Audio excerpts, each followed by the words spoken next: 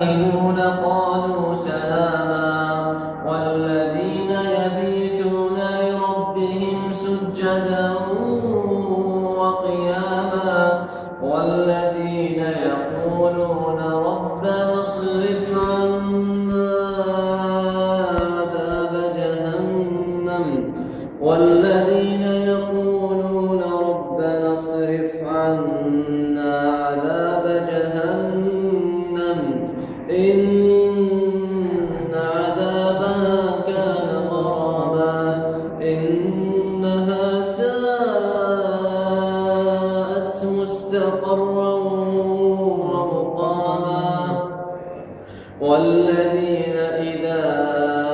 أنفقوا لم يسرفوا ولم يقتروا وكان بين ذلك قواما والذين لا يدعون مع الله إلها آخر